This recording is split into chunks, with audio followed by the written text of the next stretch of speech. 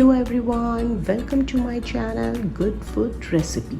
आज मैं बनाने जा रही हूँ मसाला पराठा। तो मसाला पराठा के लिए यहाँ मैंने लिया है 2 कटोरी आटा, 1 टेबलस्पून कसूरी मेथी, 1 teaspoon black pepper powder, 1 teaspoon नमक, हाफ टी स्पून लाल मिर्च पाउडर,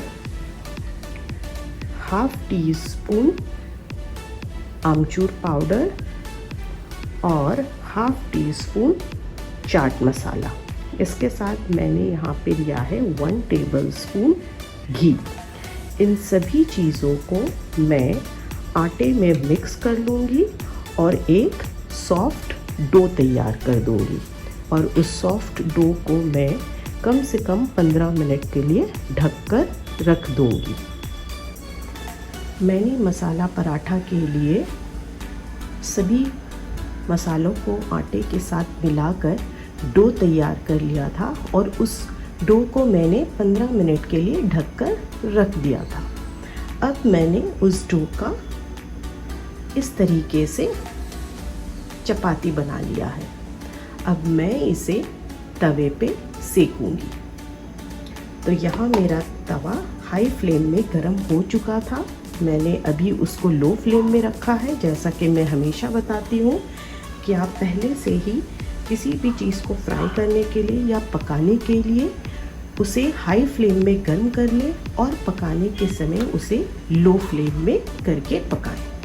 तो चलिए हम अपना मसाला पराठा बनाना शुरू करते हैं।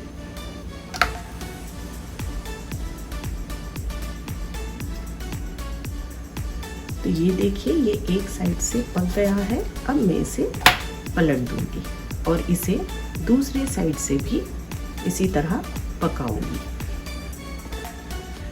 तो ये देखिए, अब हम इसे पलट देंगे और देखेंगे कि दूसरे तरफ से किस तरह पका है।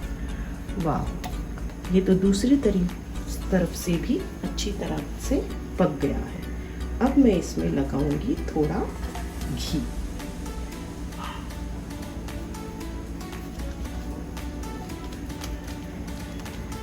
आप जब भी पराठा बनाएं, वो किसी भी तरीके का पराठा हो, उसमें घी का ही इस्तेमाल करें, क्योंकि घी से पराठे में और भी टेस्ट अच्छा आता है।